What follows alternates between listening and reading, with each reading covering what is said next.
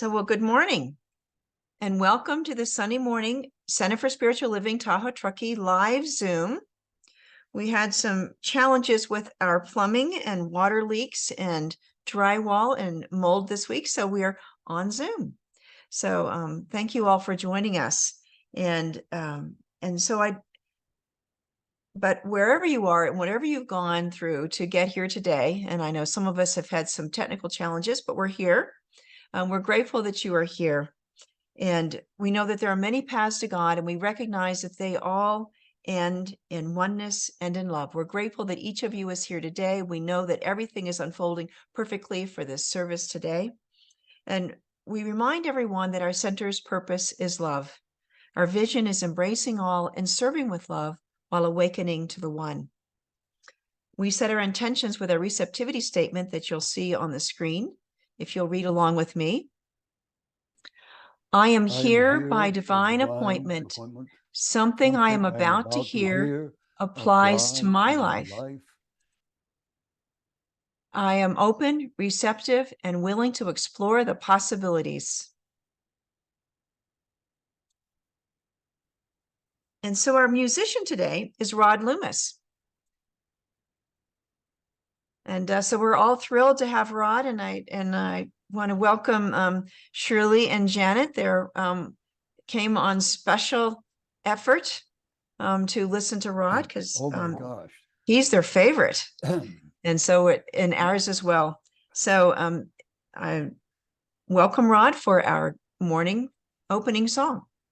Thank you very much. Thank you very much.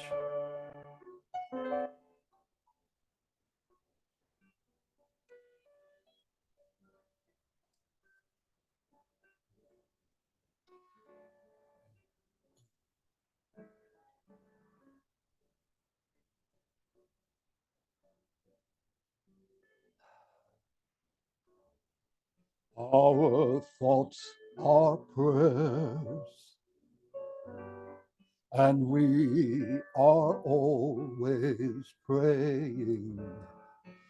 Our thoughts are prayers. Listen to what you're saying.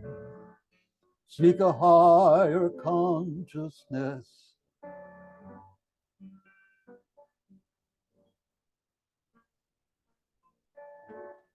And know that God is always there.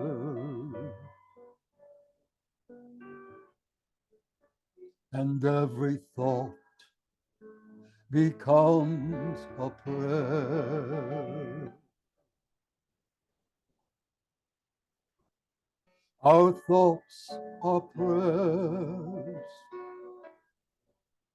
The tools that we create with, our thoughts are prayers. That spirit resonates with. Seek a higher consciousness, a state of mindfulness, and know that God is always there. And every thought becomes a prayer.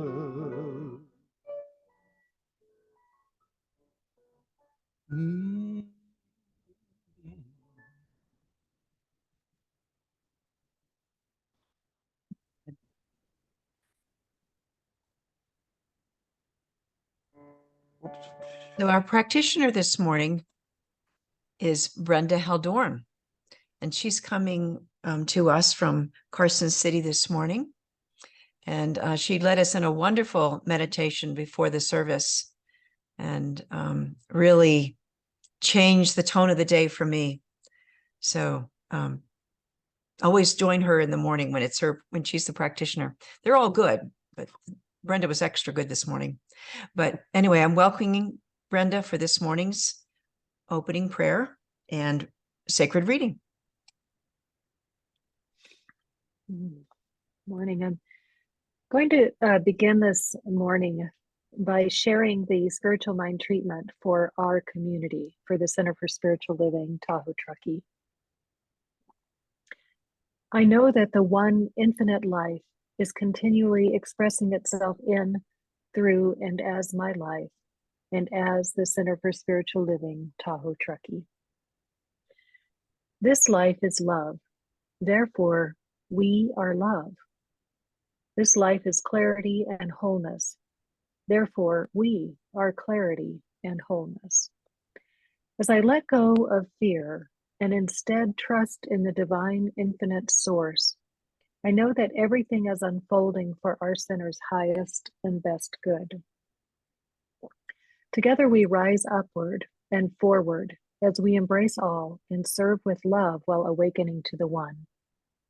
Spirit supports us through spiritual transformation, loving and caring members, connections to nature and beauty, new and rejuvenated spiritual and business leaders, abundant resources, the perfect location, and activities to sustainably serve the needs of our current membership and future generations.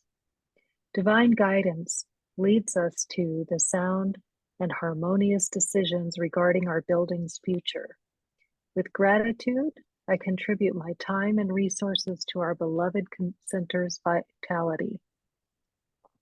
As I release these words to the law, this vision is now manifesting. Spirit fills us with love and joy. All is well, and so it is.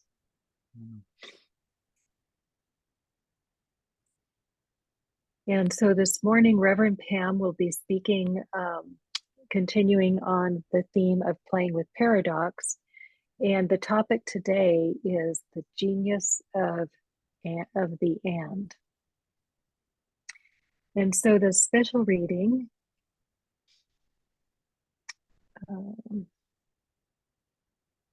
comes to us from How to Use the Science of Mind by Ernest Holmes. And this is about the activity of right ideas. If what God knows, he knows forever, would it follow then that human activity, being the divine mind, thinking and knowing through the human, must necessarily be permanent? The answer seems to be that we cannot limit the infinite by saying it must forever do a certain thing in a certain way.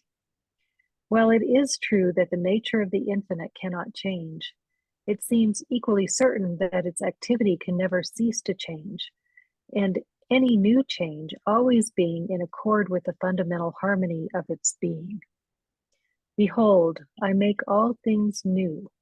There is nothing permanent but change, and the infinite intelligence can never be caught in anything it does. What it does express its being at that particular time. Tomorrow it may do an entirely different way, but always in accord with its fundamental harmony.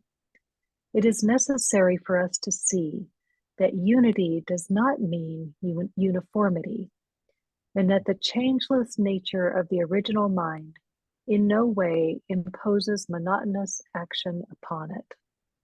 Every moment is a fresh, new, and spontaneous expression, and should be so considered. Therefore, we should always work for the new ideas, and they will always come.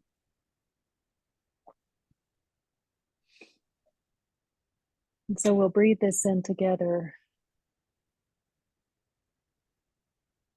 and embrace a new idea. A new idea whose very source is the source of all that is.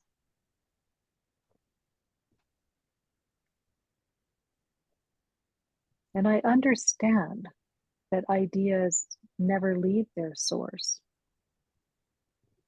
For each one of us is an idea of God, a creation of and of the substance of God.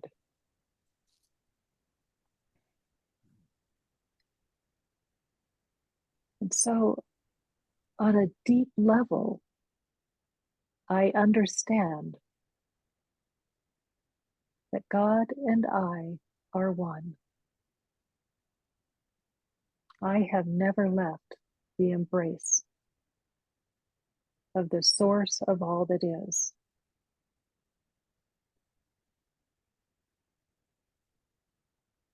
And so, taking this in, I recognize and know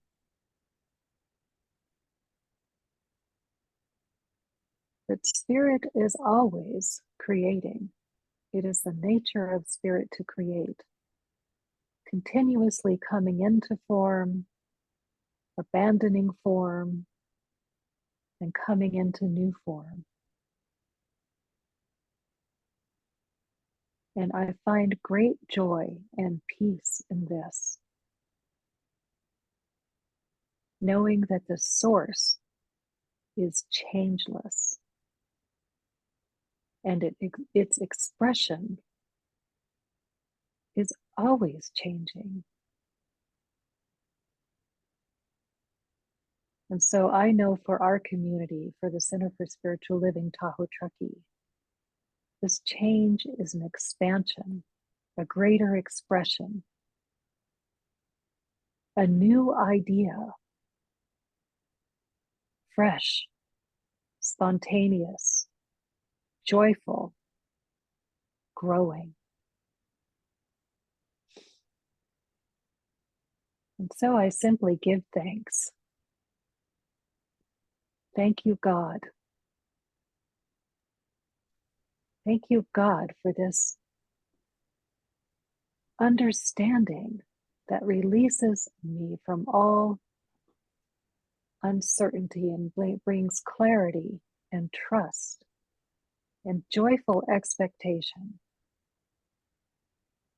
And I release my word into the law, accepting its fulfillment. And so it is. And so it is. And so it is.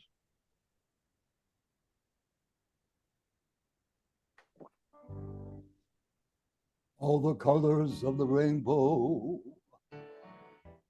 all the voices of the wind, every dream that reaches out to find where love begins. Every word of every story, every star in every sky, every corner of creation lives to testify.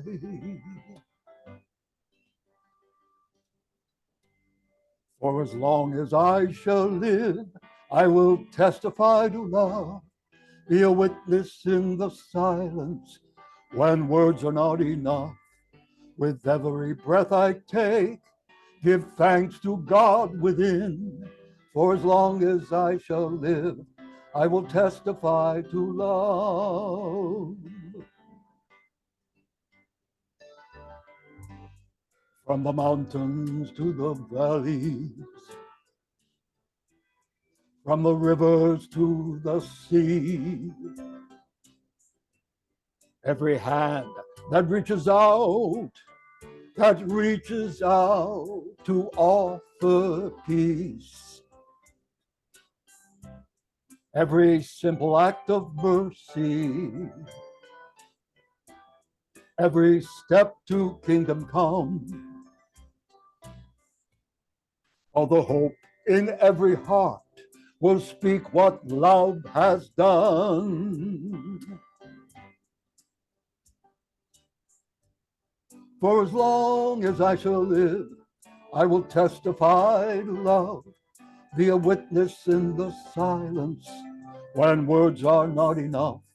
With every breath I take, give thanks to God within. For as long as I shall live, I will testify to love. For as long as I shall live, I will testify to love, be a witness in the silence when words are not enough. With every breath I take, give thanks to God within. For as long as I shall live, I will testify. I will testify. I will testify to love. And so it is.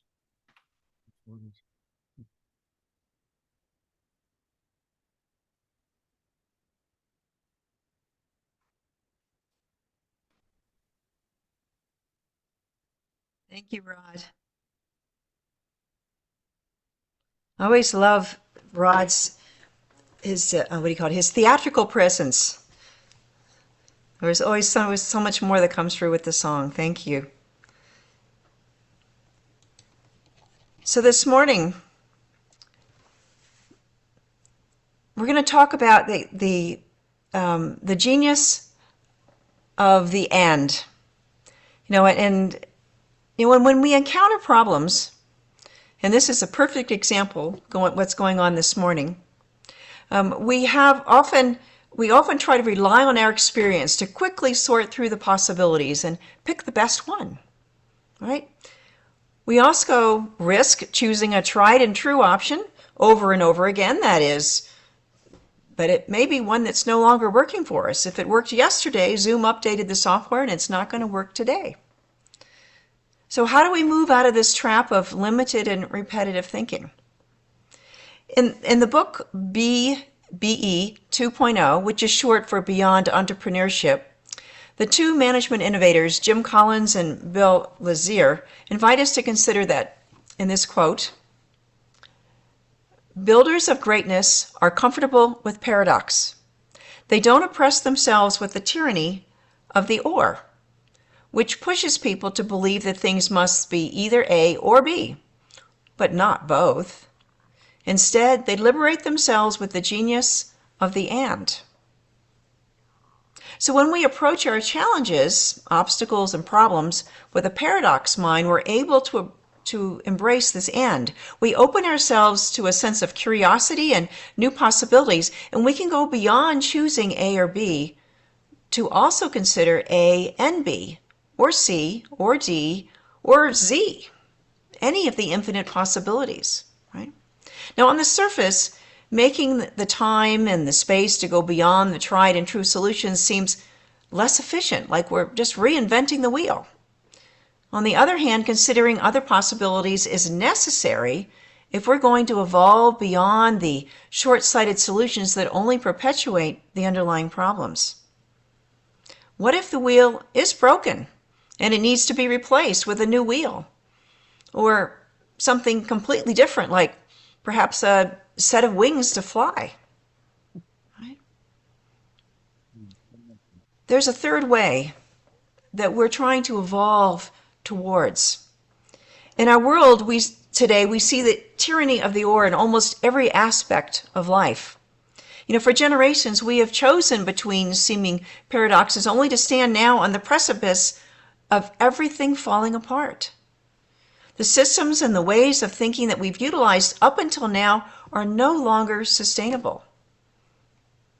When we're choosing either or, we end up with wars. We end up with people saying it's my way and you can't have your way at all, right? We no longer get to choose between economic growth or taking care of people. We need to do both for the future of the planet. We don't get to choose between technological advances or preserving the environment. Climate change is real, and how do we live within that reality at the physical level? It's not about what's good for ourselves and the few who are just like us, or do we choose taking care of others and providing safety and freedom for all people, right? It's about that paradox mindset of and, the genius of that and. Some elected officials and activists have been standing 100% devoted to their group's position on social issues or legislative positions and adamantly committed to not working with others who behave or believe differently than themselves. Even worse, they're labeling anyone who disagrees with them as the despicable others and whatever other names they attach, right? These systems are crumbling, collapsing from within. So instead, we have to focus on letting go of rigidity, finding new solutions, setting aside our differences and working together, working towards a third way. The third way is as simple as this example. Let's say that you are asked to choose between 2 points of view. Is person A right or is person B right? All right. Now, the old way, you have to choose either A or B. One is right and the other one's wrong. All right. Now, the third way would recognize that both people are part of the one life that is God, and so both people are expressing a part of the divine, and if that is the case, then both A and B need to be part of what is. This is the paradox mindset, right? This is the genius of the end. So when we notice the paradoxes of life, we are called to be both curious and vulnerable. Now, this is in contrast to what our society teaches us to do. People want us to give them a firm answer, and it better be the right answer, and it better be right now, because they need it now. Right? Don't take the time to ponder the question or consider alternative possibilities or consider something new. Nope. Pick right now, that's it, and go with it, right? So when people are out in the world or on social media, they have this pressure to look perfect. And so what do? We put our best foot forward. We put on our mask and our makeup and our best clothes. And when people ask us, how are you? We answer, I'm fine, when we're really not. We get stuck in perfectionism. We have that perfect outside appearance, even if it's false and only skin deep. We don't ask for help when we need it. We try to be solo acts rather than having we're social animals. We're designed to work together collectively. That's how we take care of each other and ourselves. But what if it is really all messy on the inside? Heaven forbid we should ever say, I don't know the answer. And may not know it tomorrow. Right? That would make us vulnerable and uncertain. And let the whole world know it, right? When we're going through a change, a challenge, we're looking at new possibilities. We don't know what the new form will be. It's like looking at a caterpillar when it's inside the chrysalis and trying to predict what type of butterfly it will become. It takes about 2 weeks for a butterfly to move through the pupa stage to a typical butterfly to transform. Some species of butterflies even spend 2 months in the chrysalis so that they can wait until spring to open and survive through the winter. Well, if you break open the chrysalis before the transformation is complete, particularly in the first 3 or 4 days of development, you're just going to have a bunch of mush, an incomplete structure that's not viable. It can't survive.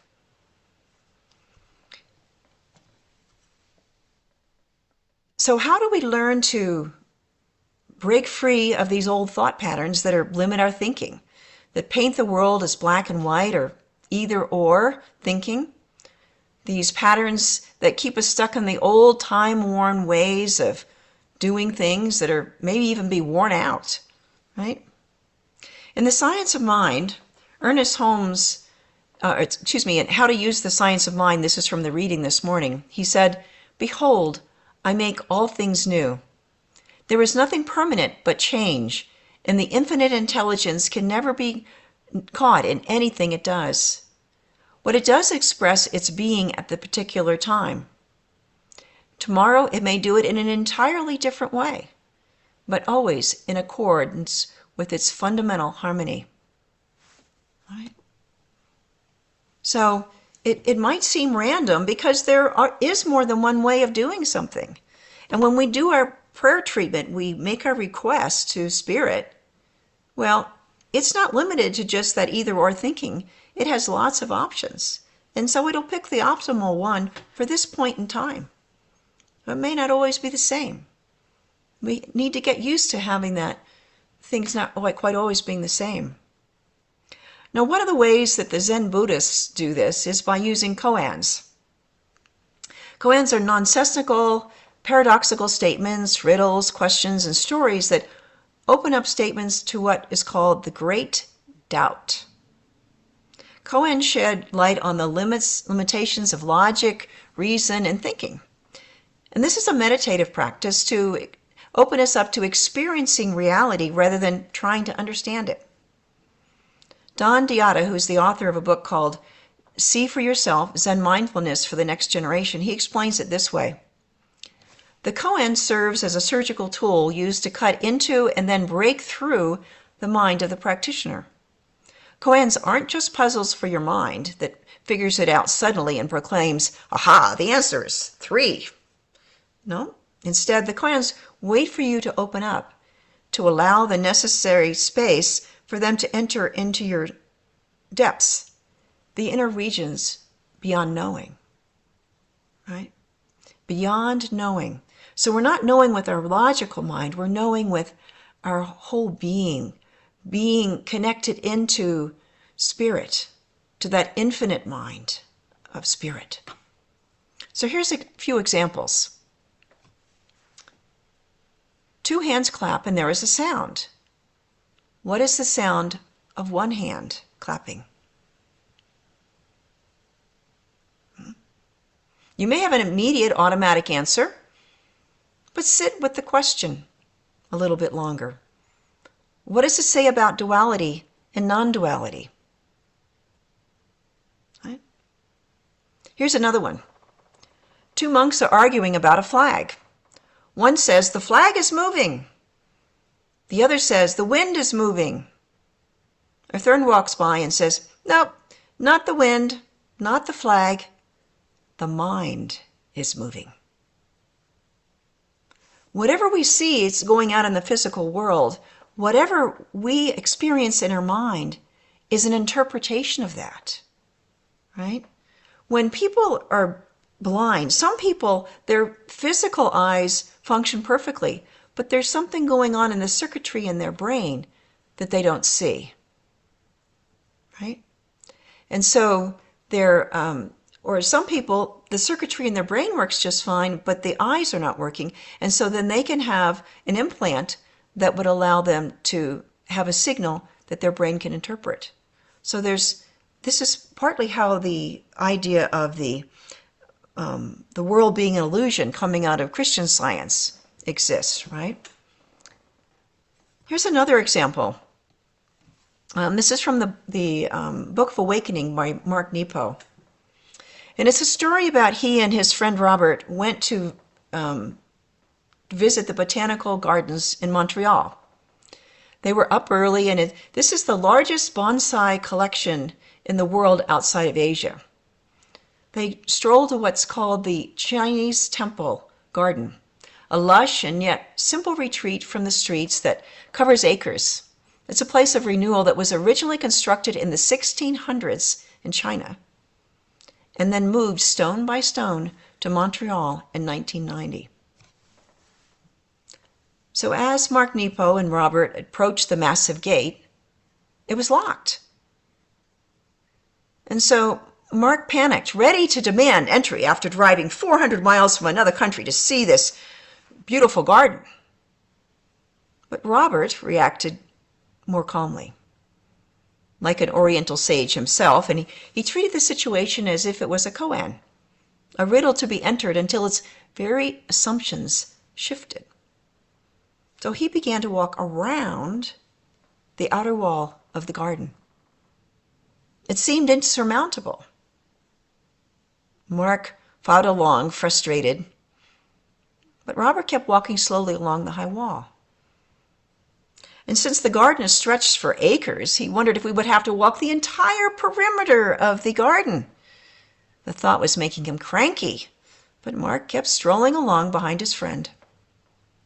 Well, suddenly, when they had walked farther than was originally in their view, the walls disappeared. It turned out that the garden had no walls, save for the facade at its entrance. So they simply walked through the open grass to a path that welcomed them. How many thresholds that seem blocked or barred or locked in our own lives seem so from their initial viewing? But how many opportunities for true living are barrier-free if we can only remove ourselves and our mind from the traditional points of entry? As Emerson said, if we can remove our bloatedness from the situation, right? One of the amazing things about the origin of science of mind is, to me, is always the compilation of ideas from all fields of inquiry. And that comes from our founder, Ernest Holmes. Ernest was born in Lincoln, Maine, a little town, in 1887, the youngest of 6 brothers. He wore short pants until he turned 15, as was the custom in his family. And when the family moved to Bethel, Maine, he joined his older brothers at the private Gould Academy High School.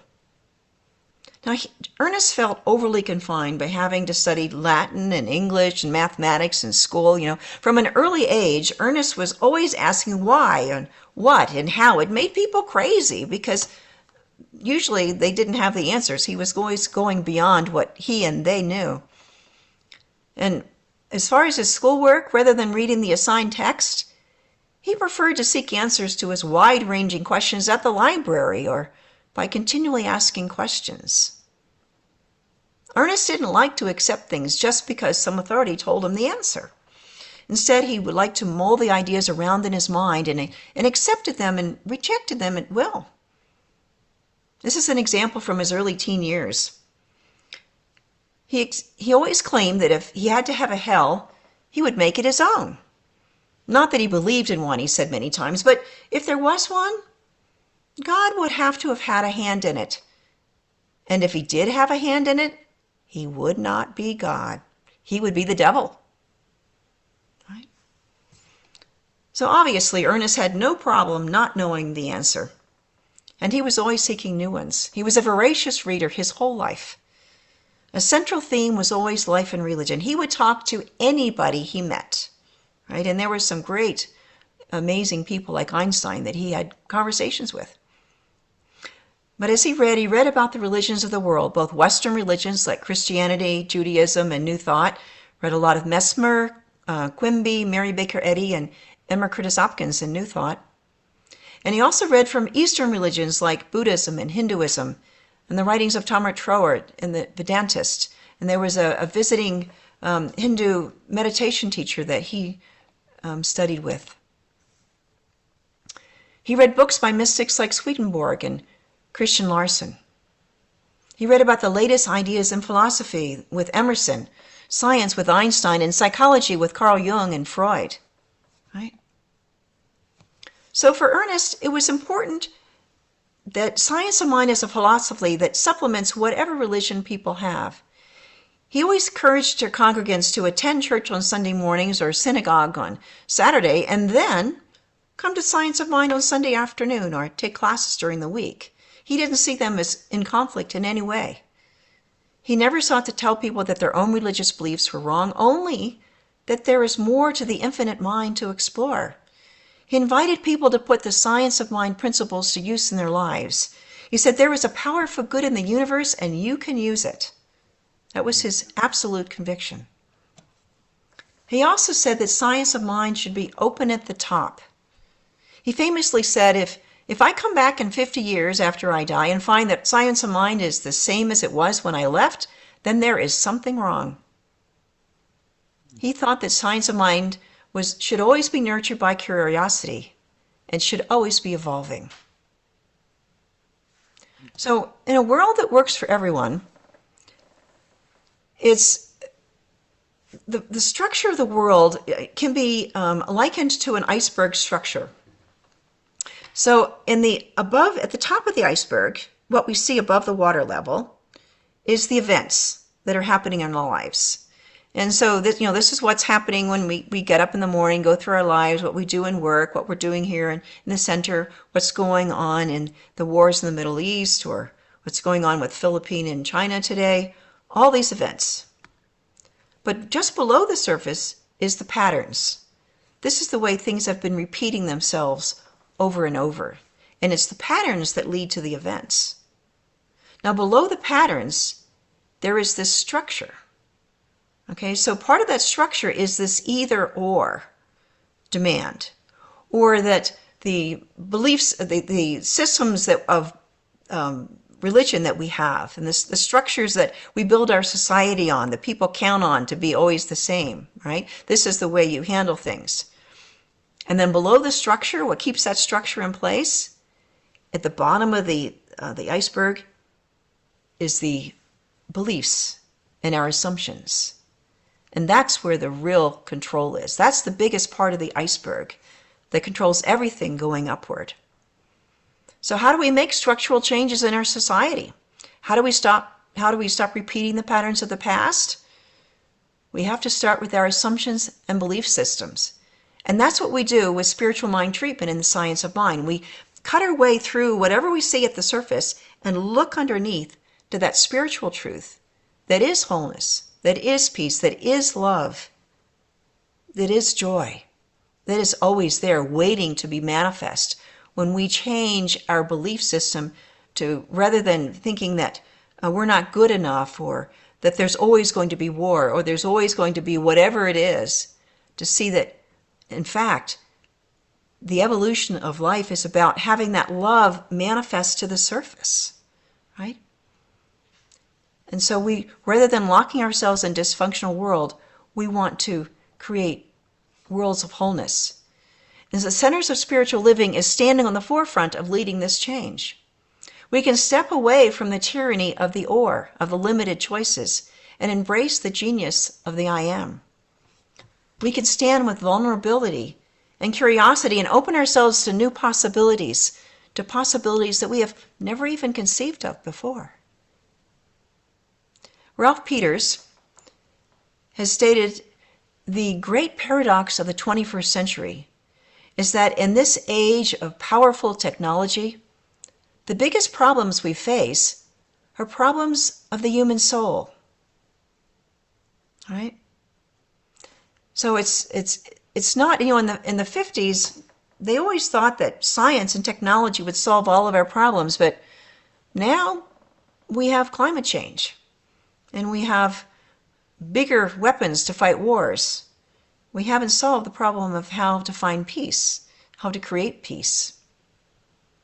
There's a great movie called Pride that I suggest that you all watch. It was filmed in 2014, but it was about what happened during based on true events in 1984 to 85, when miners throughout England were on strike for nearly a year. Right? Margaret Thatcher had sequestered the miners' strike funds, so the miners were really struggling financially. Right?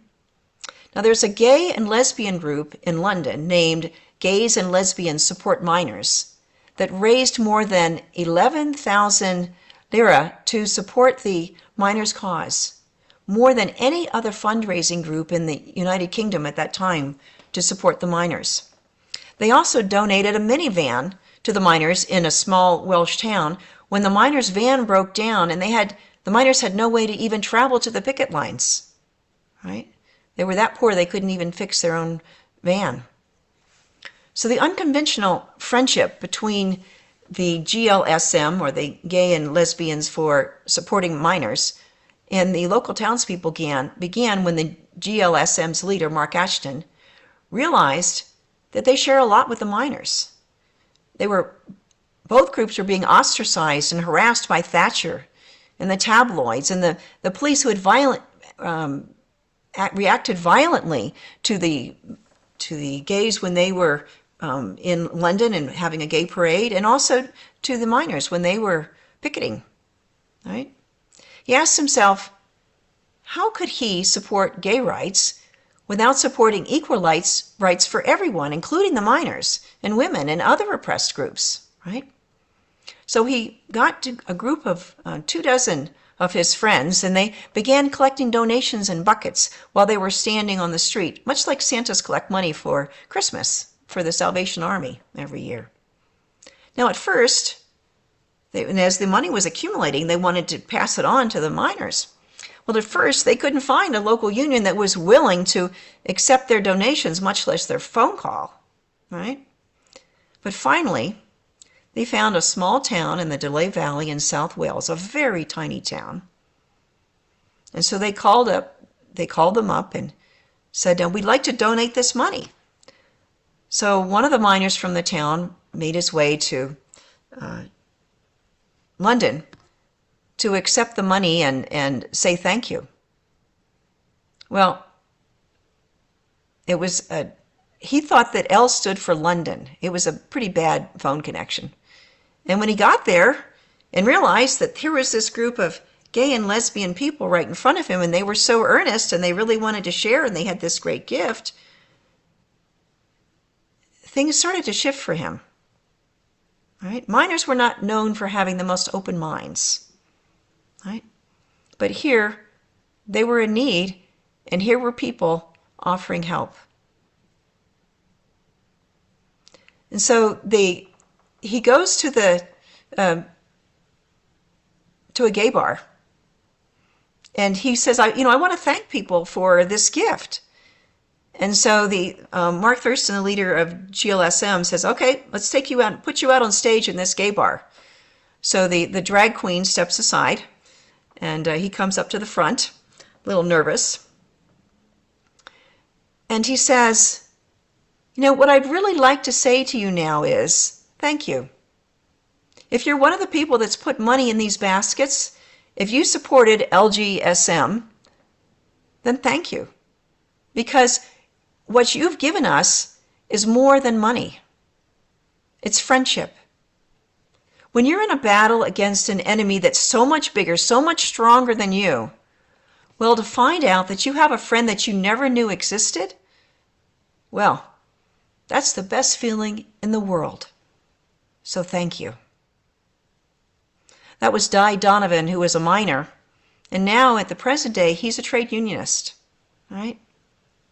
And so the LGSM group made their way to this little town, the Delay Valley in South Wales, and the town had a gratitude dinner for them. And at first there was some bunch of people got up and walked out, but most people stayed. And they learned that they had a lot to share, that they had a lot in common, that they were both people, all people. And they could be friends, supporting each other. And it's a great movie, very funny and uplifting, and I recommend it for anyone. It's on Paramount Plus or Amazon Prime. Now, in the end, most of the coal mines in England did close, and the miners had to find other employment. So it didn't work out so well for them. But for the lesbian and gay activists, the outcome was more positive. The miners came to London to march with them in the 1985 Gay Pride Parade. Right? LGSM's activism put gay rights on the UK agenda, and it led to the approval of same-sex marriages. So it was the beginning of them coming into the visible front and finding acceptance, not only by the miners, but throughout the country. Right? Ernest Holmes said that change is the law of human experience, for only God is permanent. The infinite mind is forever conceiving new ideas, and the infinite law is forever producing new forms. So this is what we're looking to do. In the reading we talked about, everything is always changing its outer form. But the eternal spiritual truth doesn't change. It is only changing its expression, evolving its expression into an ever more complete and fuller expression in the world. And so with our own Center for Spiritual Living, Tahoe-Truckee, we're considering some new options. It's just as important for spiritual communities that want to explore non-traditional pathways to experience the divine and find meaning in our own lives, in our own center. So we're endeavoring to be open at the top. Now we're letting go of the old patterns. and embracing the genius of the end, allowing our minds and hearts to stretch and include all of life's possibilities. It's okay to say, I don't know, and approach the question with playfulness and curiosity in our own lives as well as for our center.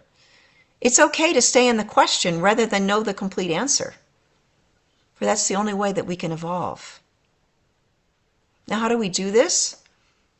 Well, one way is the process of visioning, right? We had the great vision that we did a few years ago, coming up with our good to great vision. And that's the long-term what we're seeking.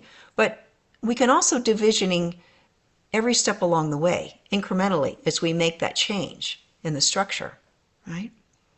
And so we're going to start a visioning group that'll be meeting, I don't know if it'll be meeting weekly or twice a month or once a month or something, but we'll be starting something of that and looking for our own center. What are we called to be? Our goal is to create that beloved community, which is a safe, loving, and sacred space where we can individually and collectively share spiritual community and transformation. It's for ourselves and for future generations. So one possibility that we're considering is holding traditional Sunday services only once a month. That would provide us a lot of time and energy for other types of classes and discussion groups, spiritual practices. It's a paradox where less is more. This might be the way that we can have time to have sessions on heart math, right? Or have yoga in the center. We can have spiritual discussion groups. So have that intimate experience, right? And so we're small and mighty, but we want to be bigger and mighty. And so how do we invite new people in? So it's an evolution of our spiritual practice. What is meaningful for us now, both for us and for future generations? This is the genius of the and. This is what we are seeking for ourselves as individuals and for our center. Let's take this to prayer.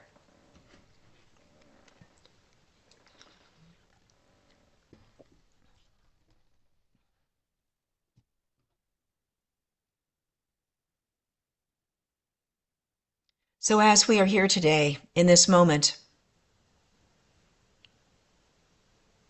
we sense that divine, infinite, invisible that is there beneath the surface, supporting us, expressing itself as us, loving us, guiding us forward. And as we let go and let ourselves be supported by this infinite source, we find it bubbling up to the surface of our awareness. And we let go of something that we have been holding onto that perhaps is no longer supporting us. And we find that we are buoyed up by spirit completely supported. And we find as we let go, the horizon widens, and there are greater things that are yet to be, that are ready to come forward. This is what it's like to be a part of the one, to be a part of infinity. And so we are not closed in our little space alone. We are not closed in just a small group that is holding on together. We are part of the infinite one that is God, the infinite love that enfolds us, surrounds us, supports us, and is expressing itself in and through and as each one of us, as this community, and rippling out into the world. And as we share that love with the world, there is an awakening of hearts and minds everywhere. We are called together to experience the one, to spiritual practices that connect us with that one, that allow us to awaken together, embracing all and serving with love while awakening to the one. And these ripples of love go out into the world everywhere, touching and healing our community, touching and healing anyone that has a challenge today, that they feel that they're not enough, and that love reminds them that they are beloved, that they are a part of the one, that they are enough because they are part of the infinite one. And the love coming through us is here for them. And we let that love ripple throughout our nation, to our capital, to what is going on there, to let each person know that it is not their striving, their will that is creating wholeness. It is this infinite God that is present within each one, that calls us to be brothers and sisters, created together by God, together in oneness, together in wholeness, to rise up to see the value of each person here, and allow each person to be their authentic self, to embrace each other and rise together in peace, to create a new world that is built on love and understanding, collaboration.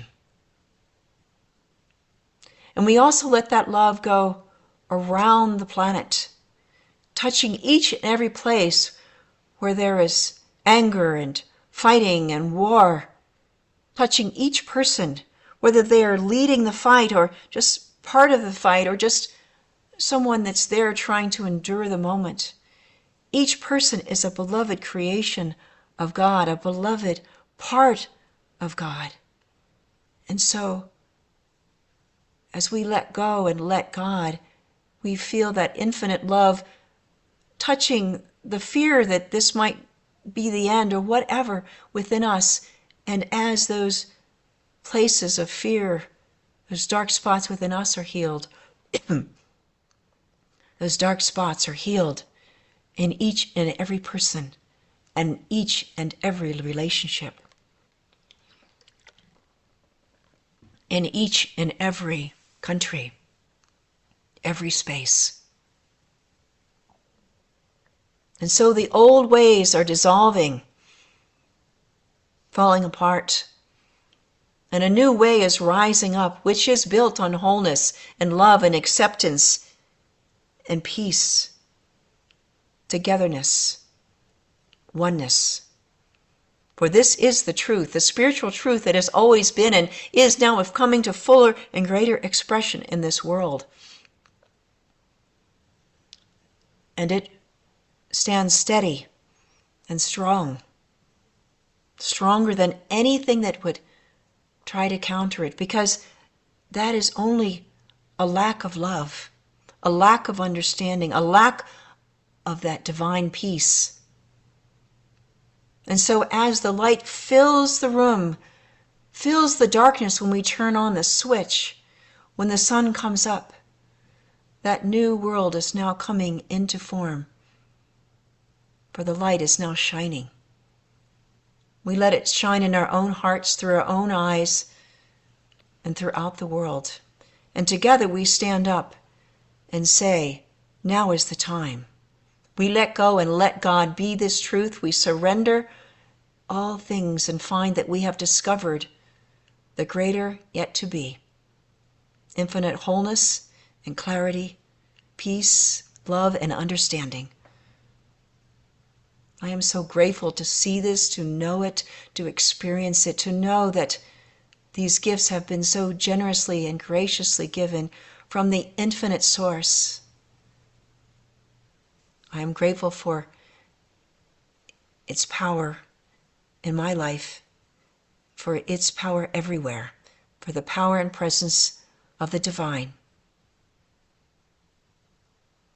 And so as we let go and let the law of cause and effect bring it into being, we know that it is done, and even greater. And together we say, and so it is.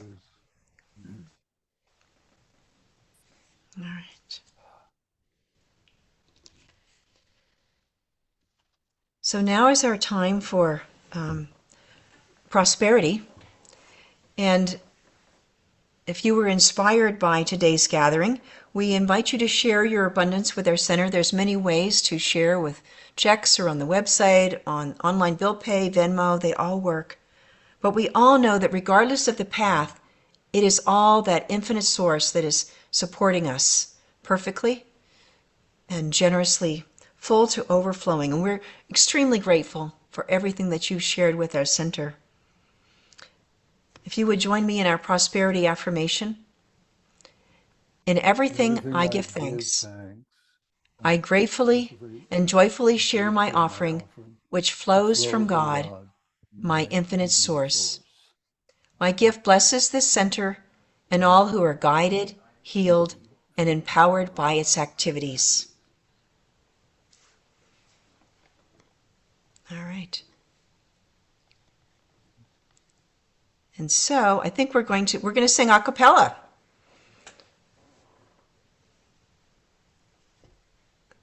Yes, we're going to sing a cappella. Ready? And Rod, I'm going to let you lead us because your voice is much better than mine. Ready? Okay. God is my source. God is my power. God gives me everything I need. So I give thanks for all my blessings. God gives me everything I need, and so it is.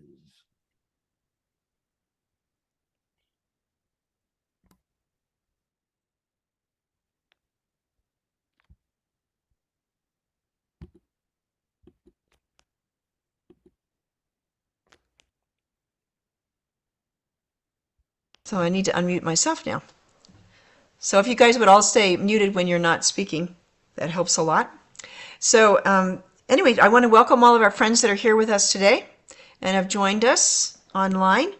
And we're working fast to have our center ready so we can be back in person next week. And everything will flow so much more smoothly. But I want to thank Karen for our Zoom hosting today, and our Rod Loomis for singing and bravely and a cappella. And you have one more song, and we'll do that right after my thanks. Okay. And Brenda Heldoorn for our practitioner today.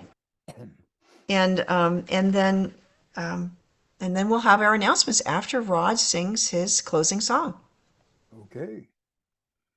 Thank you. And thank you for your treatment, Rev Pam. That was very powerful. And, you know, I'm sure many of us have, in our hearts, have been saddened by what is going on in this world. There's so much anger, so much frustration, and things going on in the Middle East. So I want to sing this song, and I'm going to do it a cappella. So if you'll just open your hearts.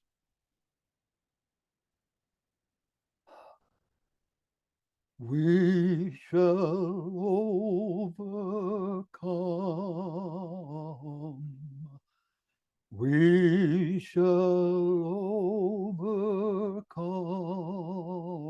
overcome. We shall overcome one day. Oh, deep, deep in my heart, I do believe we shall overcome one day. We'll walk hand in hand. We'll walk hand in hand. We'll walk hand in hand one day. Oh, deep, deep in my heart, I do believe that will walk hand in hand one day. Shall we gather at the river, the beautiful, beautiful river? Shall we gather at the river, the beautiful river of God? Yes, we'll gather at the river, the beautiful, beautiful river.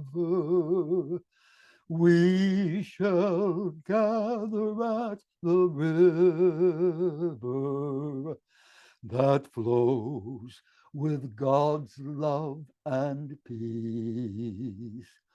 We shall live in peace. We shall live in peace. We shall live in peace this day.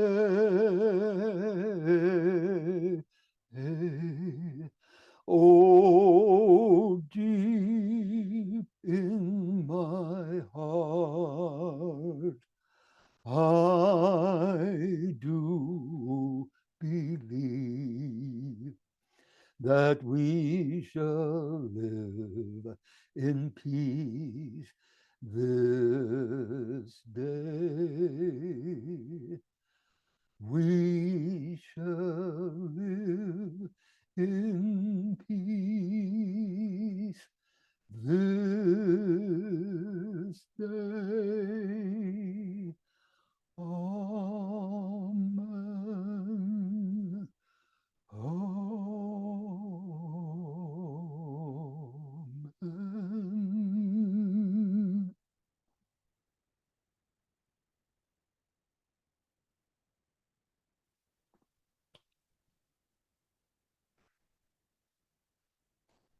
Thank you, Rod.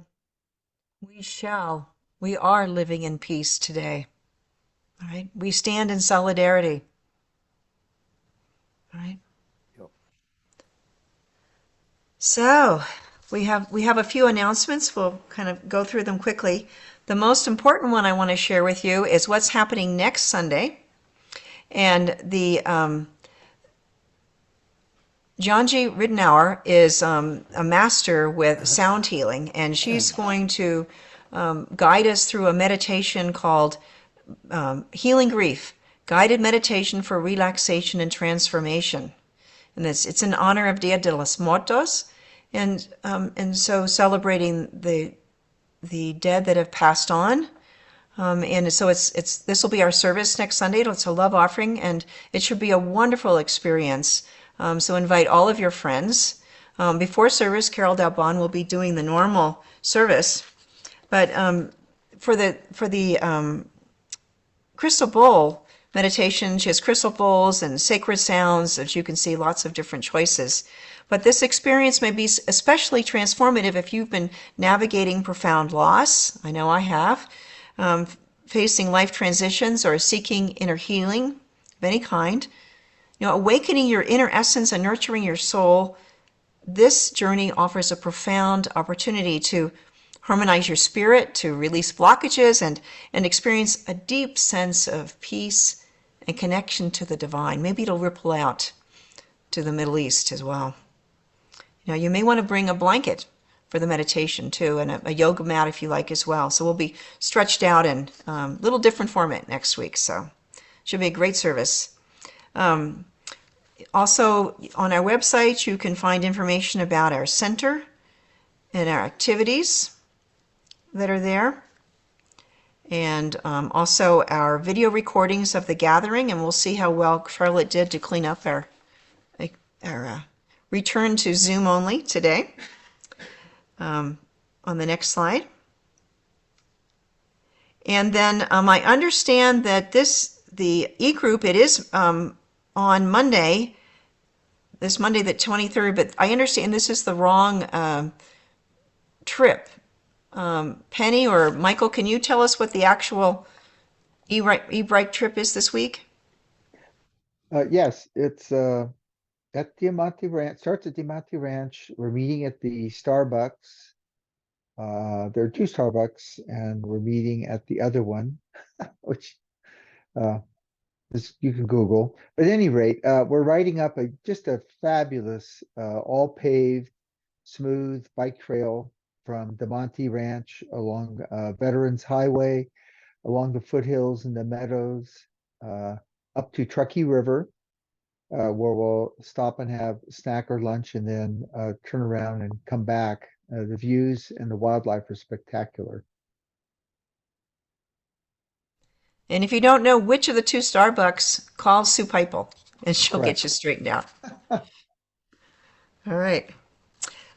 We also have our Charlotte Peters is continuing her, I think this is 7th of her 9-class series. This is a free class on yoga, and it's a small class, so you get lots of special attention. And so on Tuesday from 5 to 6, great little class there over at the Wellness Center. Adopt a Highway is next Saturday, the October 28th starting at 9 a.m. And this is the last chance to clean up the highway this year. And it looks like the weather's going to be good.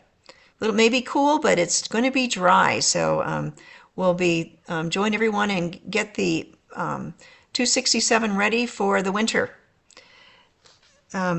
Also on the November 5th after the service, we are going to have a celebration of life for our beloved Vera Degling. And so we'll have a potluck in her honor and then the celebration of life service. So there'll be slides and time for people to share their wonderful memories of Vera. The Red Tent, the next meeting for them is on Monday night, November 13th. So this is a time for women to get together in a sacred ritual and sharing. And our favorite Thanksgiving potluck is on the Sunday before Thanksgiving, November 19th, right after the service. So CSL Tahoe-Truckee will provide the turkey, drinks, and utensils. So please bring a side dish and dessert to share. And so we're going to have a sign up in the sanctuary. So please sign up or call in to let us know what you'll be bringing so we can try and make sure that we have enough potatoes and not too many green beans. Or is it the other way around? All right. So, all right. Now we have our drop-in classes that are ongoing every week of Tai Chi, meditation, the Course of Love. These are all drop-in online, love offering. And we have our wonderful children that wherever they are, let's bless them together. We see you, we hear you, we love you. You are a gift from God, and so it is. All right. And our practitioners are here to support you. And if you would like a prayer after the service, please let us know in the chat and we'll link you up with one of our practitioners. So today we have lots of practitioners available. So Brenda is the practitioner of the day. Also Rod Loomis is a practitioner. Carol Delbon, Michael Brandman. I'm a practitioner because all ministers are a practitioner first. And so please be ready for prayer. All right. And so if you would join me, we're going to have our song, You Are the Face of God. I hold you in my heart. You are a part of me. You are the face of God. Let's do it once more. You are the face of God. I hold you in my heart. You are a part of me. You are the face of God. Oh, we have our affirmation.